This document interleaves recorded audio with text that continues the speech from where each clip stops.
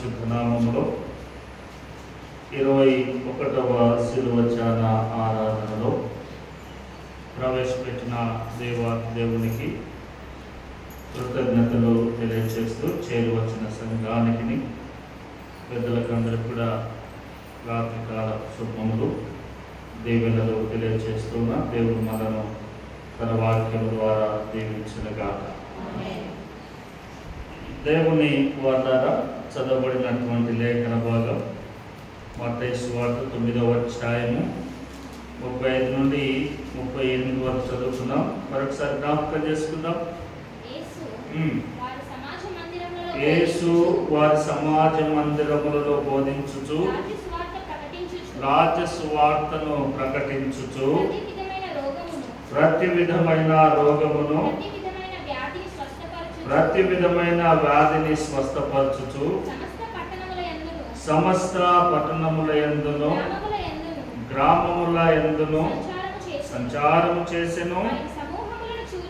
ఆయన సమూహములను చూచి వారు కాపరి లేని గొర్రెల వలె విసికి చెదరి ఉన్నందున కోత విస్తారమే కాని పనివారు కొద్దిగా ఉన్నారు కనుక కోతకు పనివారిని పంపమని శిష్యులతో చెప్పాను. ప్రభునందు దేవుని వారలారా, ఈ మాటలు ఈ లేఖన భాగము మనము 17వ దినాన జ్ఞాపకం చేసుకున్నాం. కోత కొరకు పనివారిని పంపుము అని ఆ రోజు జ్ఞాపకం చేసుకున్నాం. ఈరోజు కూడా అదే లేఖన భాగము, అవే రెఫరెన్స్లు. అయితే ఈ రాత్రి వేళ కోత కొరకు పనివారిని పంపుమని మీరు కోత యజమానుని వేడుకోమని శిష్యులకు జ్ఞాపకం చేశారు. బాగుంది. కానీ కోత కొరకు కోత కోయడానికి ఏ విధమైనటువంటి పనివారు కావాలి? పనివారు అనంటే అందరూ పనివారుగా కనబడతారు, కానీ అందరూ పనివారు కాదు. అందరూ పనివారు కాదు. చూడండి, మనం ఎక్కడైనా పని చేసేటప్పుడు పని చేస్తూ ఉంటే 10 మంది ఉన్న కాడ 10 మంది పని చేస్తూ ఉంటే 10 మందిలో 9 మందే పని చేస్తారు. ఒకడు పని చేసినట్లుగా నటిస్తూ కాలం గడుపుతాడు. ఈ రాత్రి వేళ దేవుని మాటలు జ్ఞాపకం చేస్తే ఏ విధమైనటువంటి పనివారు యజమానునికి అవసరమై ఉన్నది?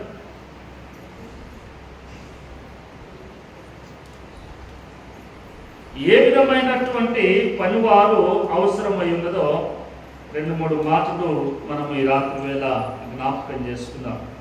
చూడండి, ఏ విధమైనటువంటి పనివారు అనంటే, ఒకరోజు పేతురు యేసు ప్రభుల వారి దగ్గరకు వచ్చాడు. చూడండి, మత్తయి సువార్త, ఇదే మత్తయి సువార్త 29వ అధ్యాయం 29వ అధ్యాయము 27వ వచనం నుండి 19వ అధ్యాయం 27వ వచనం 19వ అధ్యాయం 27వ వచనం. పేతురు, ఇదిగో మేము సమస్తమును విడిచిపెట్టి నిన్ను వెంబడించుతిమి. చూడండి, పేతురు యేసు ప్రభుల వారిని అడుగుతూ ఉన్నాడు. ఇక్కడ, ప్రభువా, మేము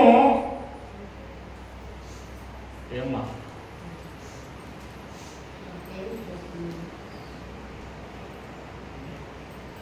మాట్లాడుతున్నాం.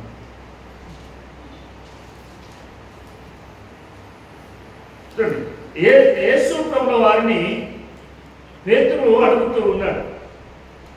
ఇదిగో మేము సమస్తమును విడిచిపెట్టి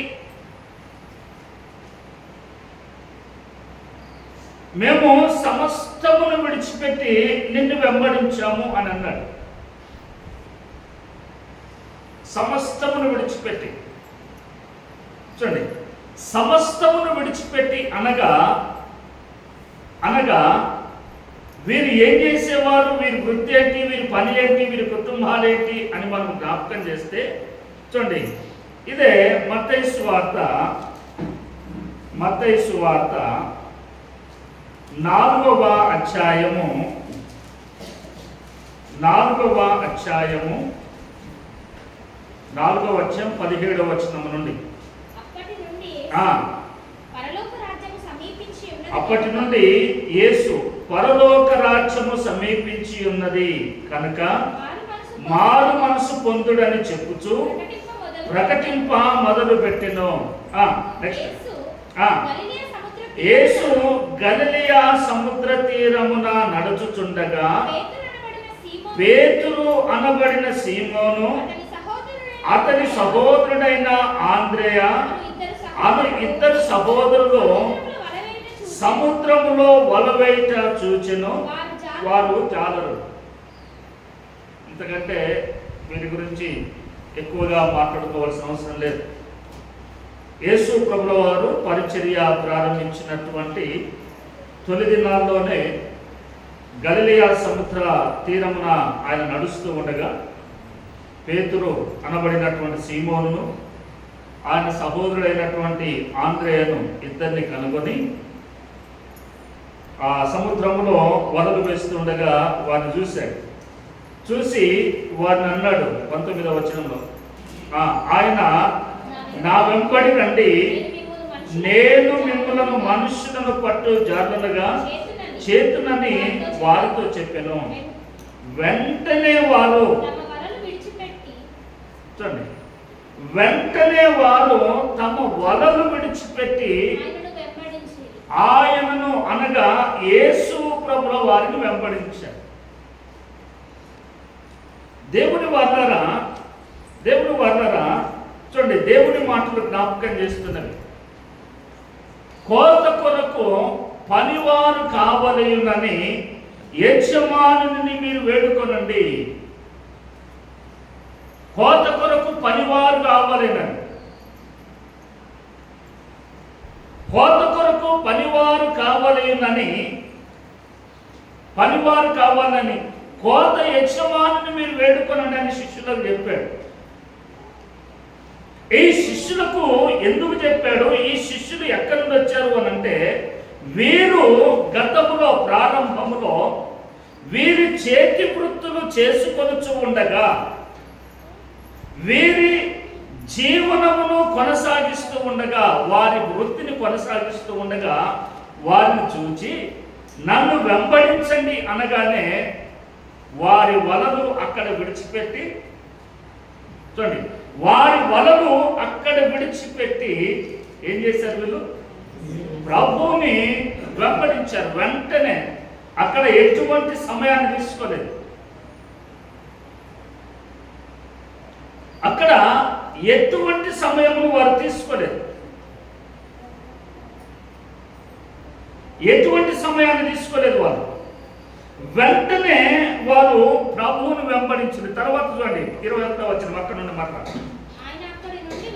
ఆయన అక్కడ నుండి వెళ్ళి జబదయి కుమారుడైన యాకోబు, అతని సహోదరుడైన యోహానును అను మరి ఇద్దరి సహోదరులు తండ్రి అయిన జబదయి యొద్ద దోణిలో తమ వలలు బాగు చేసుకొనుచుండగా చూచి వారిని పిలిచెను. వెంటనే వారు తమ దోణిను తమ తండ్రిని విడిచిపెట్టి ఆయనను వెంబడించి. ఇక్కడ యాకోబు యోహానులు కూడా ప్రభు వారిని చూసి నన్ను అనుసరించండి, నన్ను వెంబడించండి అని చెప్పగానే వీరిద్దరు కూడా దోణెను అలాగుననే తమ తండ్రిని, దోణెను తండ్రిని ఇద్దరిని కూడా విడిచి ప్రభుల వారిని వెంబడించాడు. దేవుని వలన దేవుని పని కొరకు, దేవుని పని కొరకు యజమానుడు పిలువగానే ఏ విధమైనటువంటి వారు పని చేయుటకు వచ్చారో చూడండి. అందుకే పేతురు అన్నాడు, మేము సమస్తమును విడిచి అని అన్నాడు ఆయన. సమస్తమును విడిచి, సమస్తము అనగానే మనకేం కనపడుతుంది? అక్కడ ఏం కనపడుతుంది? నంబర్ 1 వారి జీవనోపాధి. నంబర్ 2 తన కుటుంబాన్ని. నంబర్ 3 తన తండ్రిని తల్లిని, తన కలిగినటువంటి వారంతటిని కూడా విడిచి ప్రభువుని వెంబడించారు. దేవుని వలన చూడండి, ప్రభు కూడా ప్రారంభంలో వారికి ఏ విధమైనటువంటి ఆ మాటలు జ్ఞాపకం చేయలేదు. నన్ను వెంబడించండి, నేను మీకు సమృద్ధిగా ఇస్తానని చెప్పలేదు. నన్ను వెంబడించండి, నేను మీకు అది కలిగిస్తానని చెప్పలేదు. ప్రభు అన్నాడు, వారు చేసేటువంటి వృత్తిలో ప్రభు అన్నాడు, నేను మిమ్ములను మనుషులను పట్టు జాగ్రత్తగా చేస్తాను. అందుకే బైబిల్ గ్రంథం కూడా ఒక ప్రత్యేకమైనటువంటి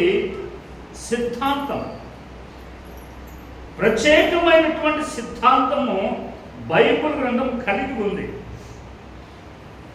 ఉంది. చాలా సందర్భాలలో మనము పనివారు ఎవరో కూడా మనము గ్రహించుకోవాలి. కనబడిన వాళ్ళందరూ కూడా పనివారు అని అనడానికి వీలు లేదు. పనివారు అనడానికి వీల్లేదు. మీరు కూడా చాలా మంది ఉన్నారు, మీ అందరూ కూడా వాక్యం చెప్పుకుంటే, కానీ మీరు పని కాదు. మీరు పనివారు కాదు. ఇందులో ఇంకొక సంగతులు కూడా ఉన్నాయి. ఇంకొక విషయం కూడా ఇంకొంత పనిలో కూడా ఉంది. నేను అది వీలైతే నేను జ్ఞాపకం చేసేటువంటి ప్రయత్నం చేస్తాను. వీలైతే నాకు నేను మీకు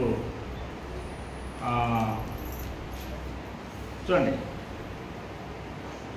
అపోస్తుల కార్యములు 18వ అధ్యాయము. అపోస్తులు 18వ అధ్యాయము మొదటి వచనం ఉంటాను. అమ్మా, పౌలు ఏథెన్స్ నుండి బయలుదేరి కొరింథీనుకు వచ్చి పొంతు వంశీయుడైన అకుల అను ఒక యూదుని అతని భార్య అయిన ప్రిస్కిల్లాను కనుగొని వారి యొద్దకు వెళ్ళెను. వెళ్ళిపోవాలనని క్లౌదియా చక్రవర్తి ఆజ్ఞాపించినందున వారు ఇటలీ నుండి కొత్తగా వచ్చిన వారు వృత్తికి వారి పని డేరాలు కుట్టువారు. పౌలు అదే వృత్తి గలవాడు కనుక వారితో కాపురముండెను. వారు కలిసి పని చేయుచుండిరి. అతడు ప్రతి విశ్రాంతి దినమున సమాజ మందిరములో తర్కించుచు యూదులను గ్రీసు దేశస్థులను ఒప్పించుచుండెను. ఇక్కడ ఒక కుటుంబం కనపడుతూ ఉంది, అకుల ప్రిస్కిల్లా.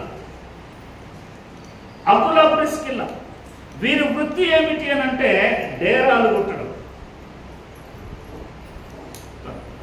వీరి వృత్తి డేరాలు కుట్టడం. తర్వాత పౌలు అన్నాడు, పౌలు కూడా అదే వృత్తి గలవాడు అని అన్నాడు. కానీ పౌలుకు చాలా బిజినెస్లు ఉన్నాయి. పౌలు చాలా ఆర్థికములో ధనవంతుడిగా, ఆర్థికంగా బాగా స్థిరపడినటువంటి వాడు. ఎందుకు అనంటే గమలీయేలు అనబడినటువంటి వారి యొక్క విద్యాభ్యాసం చేసిన వాడు. ఈ రోజులలో మనం జ్ఞాపకం చేస్తే ఆక్స్ఫర్డ్ యూనివర్సిటీ లాంటి పెద్ద పెద్ద యూనివర్సిటీలు, పేరు కలిగినటువంటి యూనివర్సిటీలు ఎలాగున్నావో అందులో సీట్ రావాలంటే ఊరకనే రాదు, ఎంత చదివినా కూడా రాదు. దానికి ప్రత్యేకంగా తర్ఫీదు పొంది ర్యాంక్ సంపాదిస్తే తప్ప అందులో చేయలేము. అలాగనే ఆ దినాల్లో గమలీయేలు అనబడినటువంటి వారి దగ్గర చదవాలి అని అంటే రోమా పౌరసత్వం ఉండాలి, రెండవది ధనవంతుడై ఉండాలి, చాలా విధాలైనటువంటి వాటిలో ఆరితేరిన వాడై ఉండాలి. పౌలు ఆ విధమైనటువంటి వాడుగా ఉన్నాడు. ఇక్కడ డేరాలు అదే వృత్తి గలవాడు అని రాశాడు. ఈయన అదే వృత్తి గలవాడు అని రాశాడు. డైలీ పని చేసుకుంటే పెద్దగా ప్రాఫిట్ ఏమి ఉండదు, ఏ రోజు ఆ రోజు అన్నట్టుగానే ఉంటుంది, ఏ రోజు ఆ రోజు అన్నట్టుగానే ఉంటుంది. కానీ ఇదే పౌలు ఇంకొక మాట జ్ఞాపకం చేస్తాడు. పౌలుని గురించి, తన గురించి మాట్లాడతారు. చూడండి, ఫిలిప్పీలకు రాసినటువంటి పత్రిక, అదే పౌలు ఫిలిప్పీలకు రాసినటువంటి పత్రిక 3వ అధ్యాయము 6వ వచనం చూడండి. ఫిలిప్పీలకు రాసిన పత్రిక 3వ అధ్యాయం 6వ వచనం నుండి, ఆసక్తి విషయము సంఘమును హింసించువాడనై ధర్మశాస్త్రము వలని నీతి విషయము అనించుడనయుంటిని, అయినప్పటికీ ఏవేవి నాకు లాభకరములై ఉండెనో వాటిని క్రీస్తు నిమిత్తము నష్టముగా ఎంచుకుంటుని. చూడండి, పౌలు ఎన్ని సంగతులు, పౌలు ఎన్ని విషయాలను ఆయన జ్ఞాపకం చేస్తూ ఉన్నాడు. ఆయనను క్రీస్తు విషయమై ఏవేవి నాకు లాభకరములై ఉండునో అవన్నిటినీ క్రీస్తు నిమిత్తము నష్టం. చూడండి, క్రీస్తు నిమిత్తము అవన్నీ కూడా నేను నష్టముగా ఎంచుకుంటుని అన్నాడు. అవన్నీ కూడా క్రీస్తు నిమిత్తము నష్టముగా ఎంచుకుంటుని, క్రీస్తు నిమిత్తము నష్టముగా ఎంచుకుంటుని. ప్రభు పని కొరకు ఎవరైనా రావాలి అనంటే నీకు ఏదైతే లాభకరములై ఉన్నదో, నీకు ఏదైతే ఉన్నతముగా ఉన్నదో, నీవు దేనిని బట్టి నేను గొప్పవాడను అని చెప్పుకుంటావో అవన్నీ కూడా ఏం చేయాలి? ముందుగా పక్కన పెట్టేసేయాలి, తీసేయాలి. నా దగ్గర ఏం లేదు అన్నట్లు రావాలి. నా దగ్గర ఏమీ లేదు, ఐఎమ్ నథింగ్, ఐఎమ్ జీరో. నా దగ్గర ధనం లేదు, నా వెనకాల ఏ బ్యాక్గ్రౌండ్ లేదు, నాకు ఇంతటి వాడను, నేను అంతటి వాడు అని చెప్పుకోవడానికి ఏమీ లేనటువంటి స్థితిలో ఉండాలి. చూడండి, 22వ అధ్యాయం అపోస్తలుల కార్యములు 22వ అధ్యాయము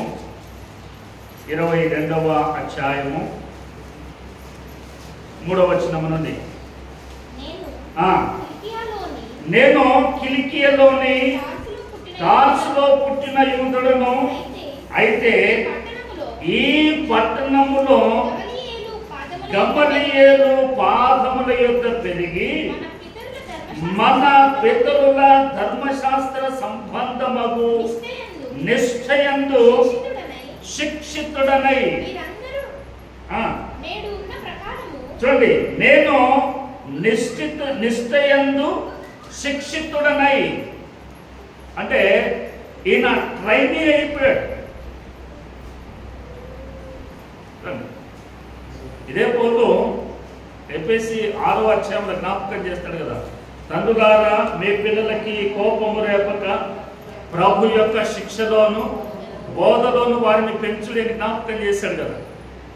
చూడండి, ఆయన ఆ మాట చెప్తున్నాడు అని అంటే ముందుగా ఈయన దానిని అనుభవించాడు.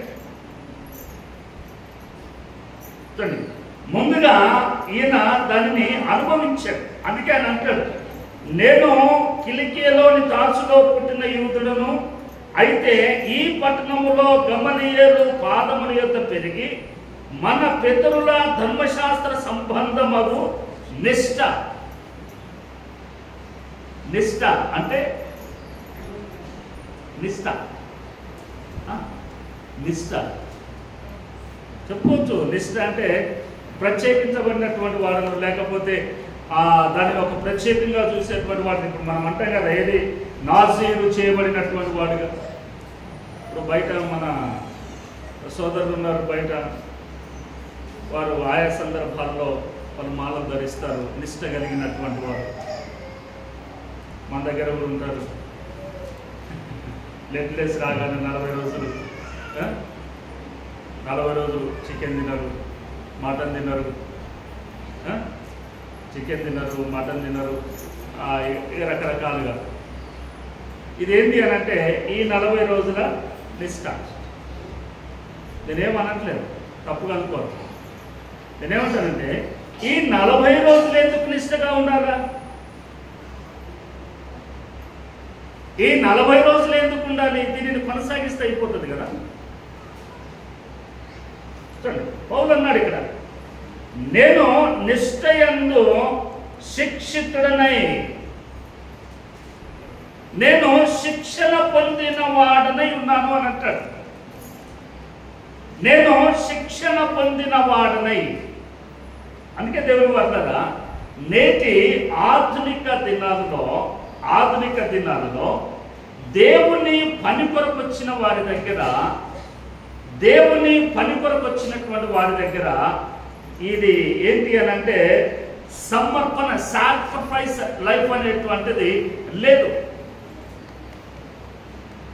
నేటి దినాల్లో సమర్పణ అనేటువంటి జీవితాలు లేవు. ఎందుకు అని అంటే తల్లిదండ్రులు కానీ, కుటుంబీకులు కానీ, వారిని రికమెండ్ చేసినటువంటి సంఘం కానీ ఏ విధంగా సేవకు పంపిస్తున్నారు అని అంటే, మా సంఘం నుండి ఒక సేవకుడు ఉండాలి, మా సంఘం ఒకరిని సేవకుడు పంపించింది అనడానికి ఒకటి. రెండవది ప్రధానంగా మీరు గుర్తుపెట్టుకోవాలి. రెండవది, పాస్టర్ అయినాడు అని అంటే సమాజంలో మంచి గౌరవము, ఫ్రీ ఫుడ్, ఏది చేసినా ధనము. వీటిని బట్టి నేటి దినాల్లో తల్లిదండ్రులు పిల్లలని సేవకు ప్రోత్సహిస్తున్నారు.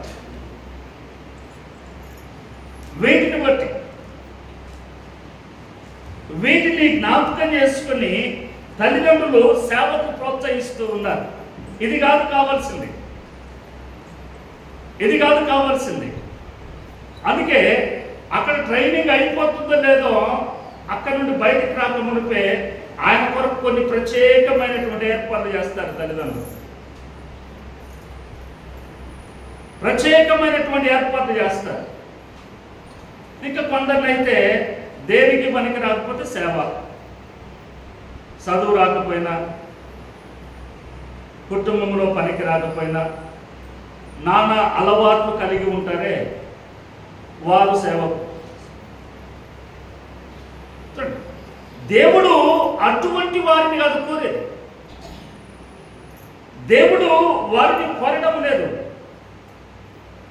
అందుకే నీవు సమర్పించిన వారు సేవలోనికి రాగానే వారు ఫెయిల్ అయిపోతున్నారు. అన్ని రంగాలలో వారు ఫెయిల్ అయిపోతున్నారు. దేవుని వల్ల దేవుని వాక్యం అందుకే జ్ఞాపకం చేస్తుంది.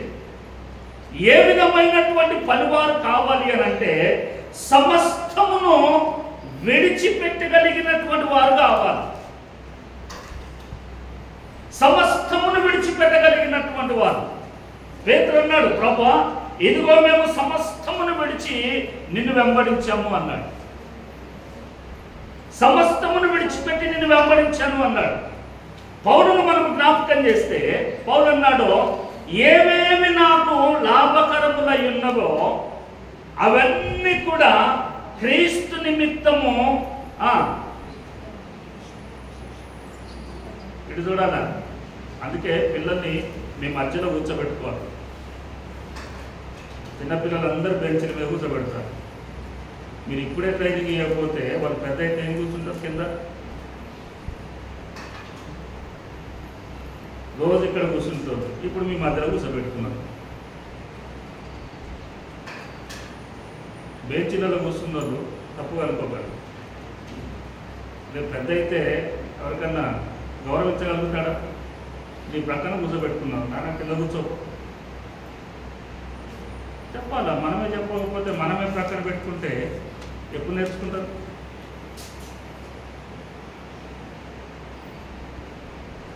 నేను మాట్లాడుతున్నా, వాళ్ళు వెనుకలు చూస్తాను, మీరు అడు చూస్తాను, వీడు చూస్తాను.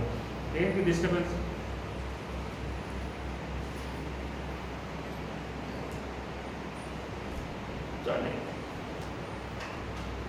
అందుకే కదా దేవుని మాట, దేవుని వాక్యం జ్ఞాపకం చేశాడు. దేవుని వాక్యం అంటుంది, సమస్తమును విడిచిపెట్టి నిన్ను వెంబడించాం. చూడండి, ఫిలిప్పీలకు రాసినటువంటి పత్రికలో, ఫిలిప్పీ కూర్చోండి, కిందకి వచ్చి కూర్చోండి పిల్లలు చదివేలోపు రావాలి.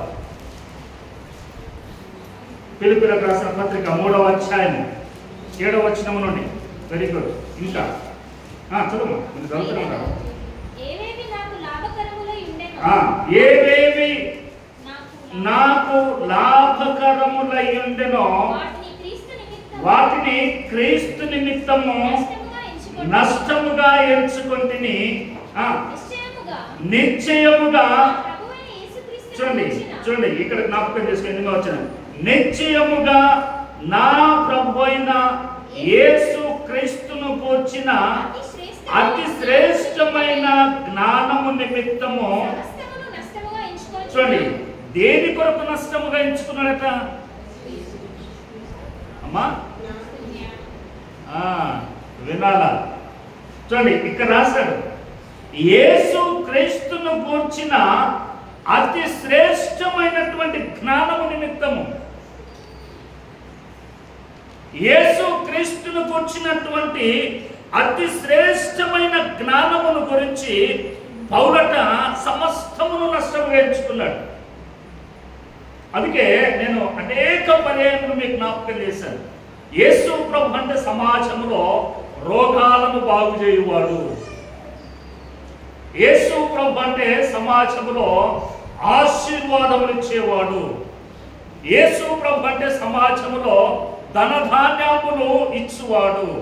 యేసు ప్రభు అంటే సమస్త ఐశ్వర్యములను ఇచ్చువాడు. యేసు ప్రభు అంటే సంతానములను కలుగజేయుడు. ఇది సమాజంలో ఉండేటువంటి అభిప్రాయం యేసు ప్రభు మీద. యేసు ప్రభు మీద ఉండేటువంటి అభిప్రాయం ఇది. చూడండి, మనం కూడా అంటాం 100 రూపాయలు ప్రభుకి ఇస్తే 1000 రూపాయలు ఇస్తాడు అని అంటాం మనం. అదే 1000 ఇవ్వడు అని అనుకోండి, ఎవరు వేయరు, ఎవరు రాదు. ప్రభు ఇయ్యడు అని అనుకోండి, ఎవరు ఇయ్యరు, ఎవరు రాదు. ఇయ్యకపోతే మనం ఎందుకు ఇస్తాం? ఇప్పుడు ఎవరన్నా అప్పు అడిగారు అనుకోండి, అప్పు అంటేనే మరలా ఇవ్వడు. ఇవ్వడు అని అనుకోండి, నువ్వు ఇస్తావా? అయితే చూడండి, దేవుని దగ్గర కూడా ప్రజల యొక్క భావం చూడండి ఎలా ఉందో. అసలైనటువంటి దానిని ప్రక్కకు పెట్టేశారు, విడిచిపెట్టేశారు. ఇక్కడ పౌలు జ్ఞాపకం చేస్తూ అన్నాడు, నిశ్చయముగా నా ప్రభు అయిన యేసు క్రీస్తును గూర్చిన అతి శ్రేష్టమైనటువంటి జ్ఞానము నిమిత్తము. యేసు ప్రభుల వారిలో అతి శ్రేష్టమైనటువంటి జ్ఞానము దాగి ఉంది. యేసు ప్రభుల వారిలో అతి శ్రేష్టమైనటువంటి జ్ఞానము దాగి ఉంది. ఆ జ్ఞానము కొరకట పౌలు అన్నాడు, నాకు ఏవేమి లాభకరములై ఉన్నవో అవన్నీ కూడా క్రీస్తు నిమిత్తము నష్టముగా ఎంచుకున్నాను. తర్వాత చూడండి 9వ వచనంలో, క్రీస్తును సంపాదించుకొని ధర్మశాస్త్ర మూలమైన నా నీతిని కాక క్రీస్తునందరి విశ్వాసము వలనైన నీతి అనగా విశ్వాసమును బట్టి దేవుడు అనుగ్రహించు నీతి గలవాడనై ఆయన యందు అగుపడు నిమిత్తము ఏ విధము చేతనైనను మృతులలో నుండి నాకు పునరుత్థానము కలగవలనని ఆయన మరణ విషయములో సమానానుభవము గలవాడనై ఆయనను ఆయన పునరుత్థాన బలము ఎరుగు నిమిత్తము ఆయన శ్రమలలో పాలువాడనవుట ఎట్టిదో ఎరుగు నిమిత్తమును సమస్తమును నష్టపరుచుకొని వాటిని జస్ట్ డస్ట్తో ఎంచుకున్నాడు. ప్రభు పనికి రావాలి, ప్రభు పరిచర్యకు కోత పోయడానికి రావాలి అని అంటే ఇదిగో ఈ విధమైనటువంటి భావము నీలో ఉండాలి. ఈ విధమైనటువంటి భావము బైబిల్ గ్రంథంలో కూడా సర్టన్ ఏజ్ ఉంది. సర్టన్ ఏజ్, ఏ ఏజ్లో ప్రారంభించాలి, ఏ ఏజ్లో ముగించాలి అనేటువంటిది బైబిల్ చట్టం ఉంది. ఆ చట్టము మనకు చెప్పరు. ఎవరు మేము చెప్పం. ఆ చట్టం మేము మీకు చెప్పం. ఆ చట్టం చెప్పినా మీకు అవసరం లేదు. మీకేంది అని అంటే జనరల్గా సమాజానికి ఏంటంటే ఎంత పెద్దోడైతే అంత అబ్బా తల వండిపోయింది అని అంటారు. ఇప్పుడు ఎన్నేళ్ళకి వండిపోతుంది తల? ఇప్పుడు ఎన్నేళ్ళకి వండిపోతుంది తల? అంత దూరం అవసరం లేదు. నువ్వు ఎక్కడికో ఊరకాల్సిన అవసరం లేదు.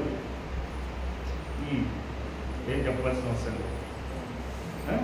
తొందరగానే తల వండిపోతా ఉంది. మనమంటాం తల చూడు ఎంత వండిపోయిందో అని మనమంటే ఆయన కూడా అంటాడు వీళ్ళని చేసి చేసి చూసి చూసి పండిపోయింది అని అంటారు వాళ్ళు అంటారు. దేవుడుకుంటారా? శరీరంలో సత్వం ఉంటే సరిపోదు, దృష్టి ఉంటే సరిపోదు, జ్ఞానం ఉంటే సరిపోదు, దేవుని యొక్క పర్మిషన్ కూడా అవసరం. అందుకే మోషేని జ్ఞాపకం చేసుకోండి. 120 సంవత్సరాలు వచ్చాయి, ఆయన దృష్టి లోపము లేదు, శరీరంలో బలము తగ్గలేదు, ఆయనకి ఎంత ప్రయాణమైనా చేయగలుగుతాడు. కానీ దేవుడు అన్నాడు ఈ యొక్క స్థలము నుండి నీవు దాటొద్దు అన్నాడు. ఆయన దాటొద్దు అన్నాడు. ప్రియులారా, దేవుని పనికి కావలసినటువంటి వారు ఎవరు అనంటే సమస్తమును విడిచిపెట్టి సమస్తమును నష్టముగా ఎంచుకొని దేవునిని బట్టి దేవునిలోనే ఆనందించువారు కావాలి. దేవునిని బట్టి దేవునిలోనే ఆనందించువారు కావాలి. ఇర్మియా గ్రంథము 9వ అధ్యాయము ముగిస్తారు. ఇర్మియా గ్రంథము 9వ అధ్యాయము, ఇర్మియా గ్రంథము 9వ అధ్యాయము 23వ వచనం చూడండి. ఇర్మియా 9వ అధ్యాయం. జ్ఞాని తన జ్ఞానమును బట్టి, శూరుడు తన శౌర్యమును బట్టి అతిశయింపకూడదు. ఐశ్వర్యవంతుడు తన ఐశ్వర్యమును బట్టి అతిశయింపకూడదు. అతిశయించువాడు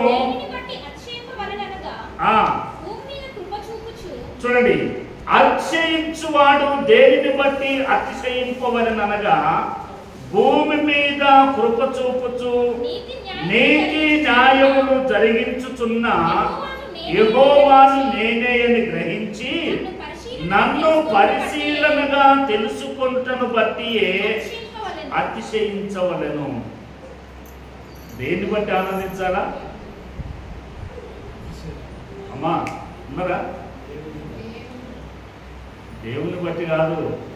చూడండి సరిగా, చూడండి చూడండి, అక్కడే దేవుడే దేవుడే. మనకేం కనపడకపోయినా మనం ఏం చూడకపోయినా దేవుడే అంటాం, కానీ అది కాదు విషయం. మార్కెట్కి పోయాం, కావాల్సిన కూరగాయలు అన్నీ ఉన్నాయి, అన్నీ తీసుకొని వస్తామా?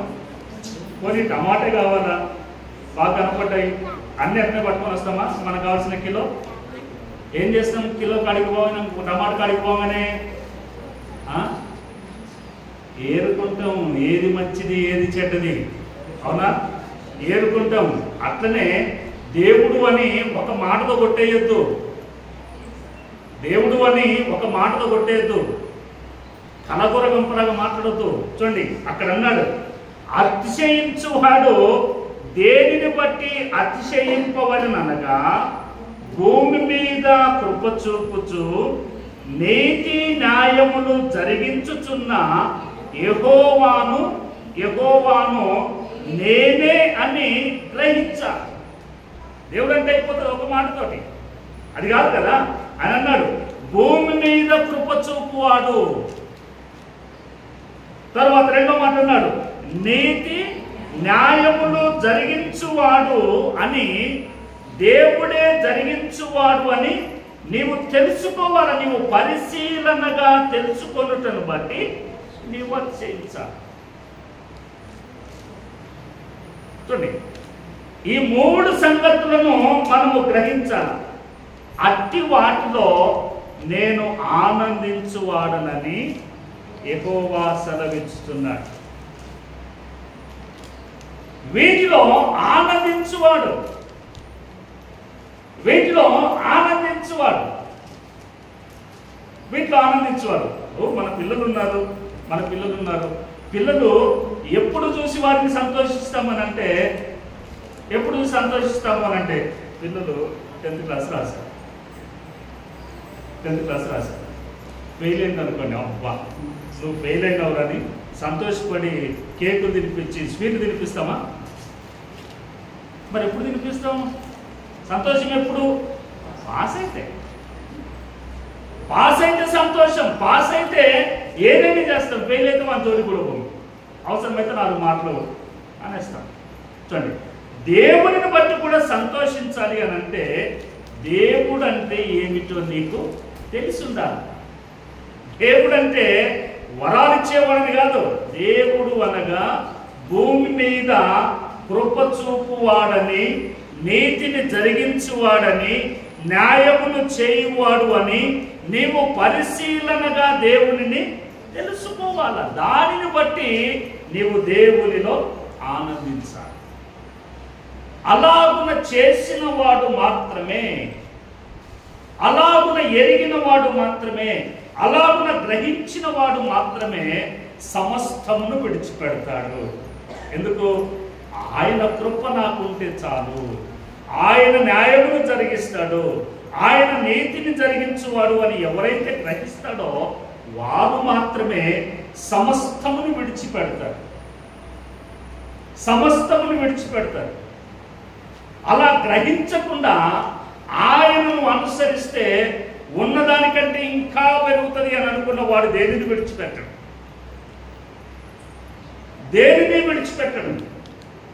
అందుకే ప్రియులారా, పౌలు చాలా జాగ్రత్తగా ఈ మాటను కూడా జ్ఞాపకం చేశాడు. చూడండి కొరింథీయులకు రాసిన మొదటి పత్రిక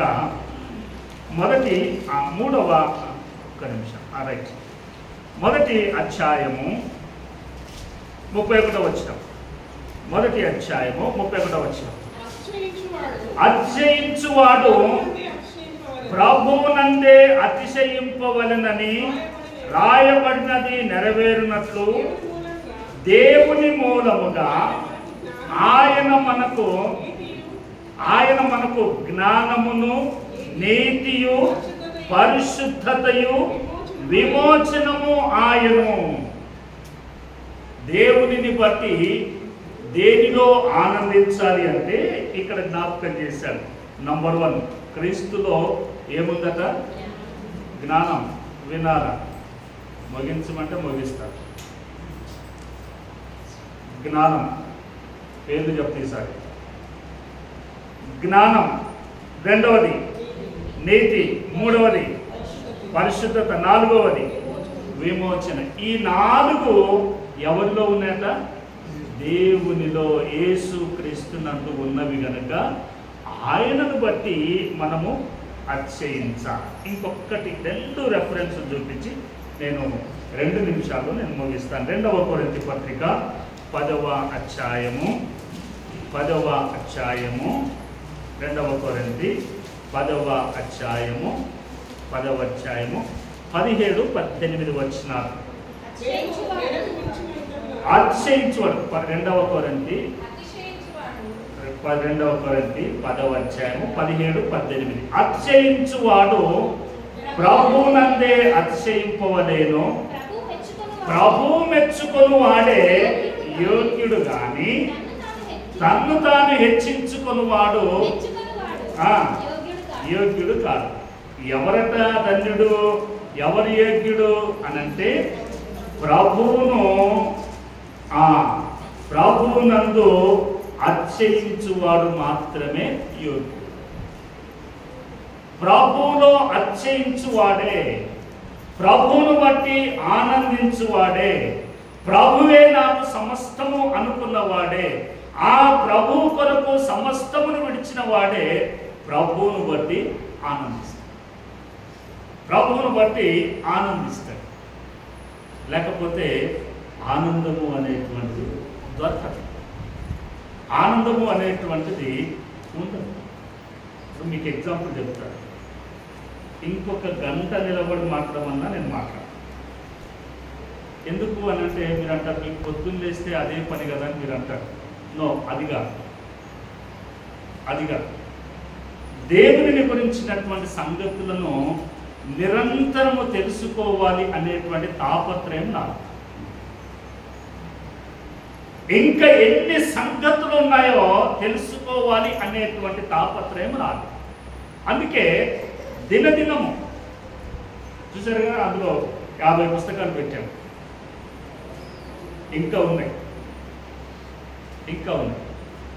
దేని కొరకు అని అంటే ప్రభువుని గురించి తెలుసుకోవడానికి, దేవుని గురించి గ్రహించడానికి, దేవుడు అంటే ఏమిటో, దేవుడు తెలియజేసినటువంటి మాటలంటే ఏమిటో గ్రహించుకోవడానికి మేము సమయాన్ని, మాకున్నటువంటి ధనాన్ని, మాకున్నటువంటి సమస్తమును కూడా మేము వెచ్చిస్తాం.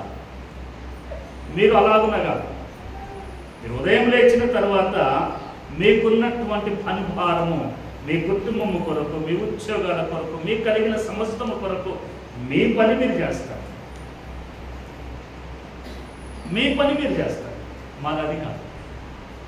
నాది ఏదైనా సరే దేవుని కొరకు, దేవునిలో ఇంకా ఏమి దాచబడి ఉంది, దేవుడు ఇంకా ఏమి తెలియజెప్తున్నాడు. అందుకే రేపు ఆదివారము మీకు వీలైతే ఆదివారం త్వరగా రండి. మీరు ఎన్నడూ విననటువంటి ఒక మంచి సంగతి నేను మీకు చెప్తాను. ఎన్నడూ విననటువంటి సంగతి నేను మీకు జ్ఞాపకం చేస్తాను. ఎన్నడూ విననటువంటి సంగతి. ఎందుకో ప్రభువులో అతిశయించాలి.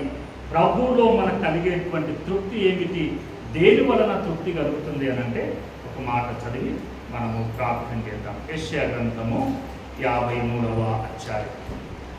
యెషయా గ్రంథము 53వ అధ్యాయము 11వ వచనం. అతడు తనకు కలిగిన వేదనను చూచి తృప్తి నొందును. చూడండి, ఎందుకు ప్రభునందు అతిశయము, ప్రభునందు ఆనందము అని అంటే ఇదిగో ఇక్కడ జ్ఞాపకం చేశాడు.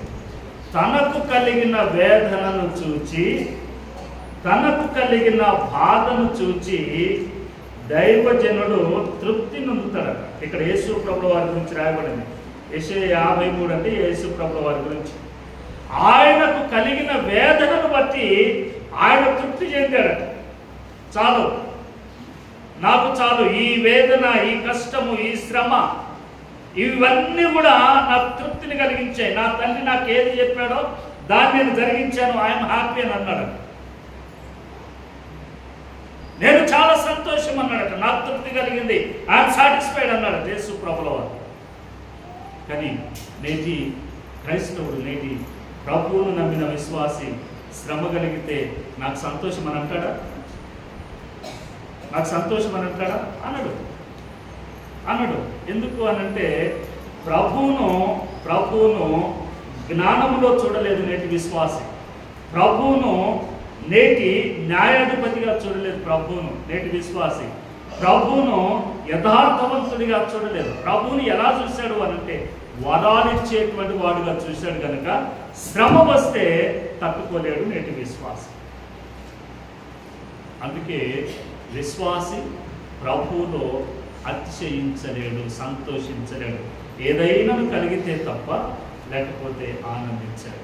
అందుకే శిష్యులకు యేసు ప్రభుల వారు జ్ఞాపకం చేస్తూ కోత కొరకు యజమాను మీరు వేడుకొనండి అని అన్నాడు. ఎటువంటి వారు కావాలి అని అంటే సమస్తమును విడిచిపెట్టి ఖాళీ చేతులతో బైబిల్ పట్టుకున్నవాడు మాత్రమే కావాలి. అందుకే వారిని ఇద్దరిద్దరినిగా పంపించినప్పుడు జ్ఞాపకం చేశాడు, నీ సంచిలో బంగారం ఉండొద్దు, నిన్న చెప్పుకున్నాం కదా, నీ సంచిలో వెండి ఉండొద్దు, చెప్పుల జత ఉండొద్దు, 2 అంగీలు ఉండొద్దు అన్నాడు. 2 అంగీలు ఉండొద్దు, చెప్పులు ఉండొద్దు, బంగారం ఉండొద్దు, వెండి అంటే డబ్బు ఉండొద్దు. మరి ఏం తినాలా అని అంటే నిన్ను ఎవరు చేర్చుకుంటాడో అక్కడనే ఉంది. చేర్చుకునేది కూడా అందరూ చేర్చుకుంటారు. ప్రభువును పరిపూర్ణముగా ఎరిగిన వారు మాత్రమే చేర్చుకుంటారు.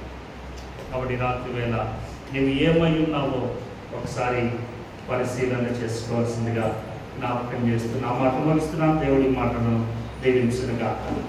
ప్రార్థన చేసుకుందాం, కళ్ళు ఉంచుదాం, ప్రార్థన చేసుకుందాం.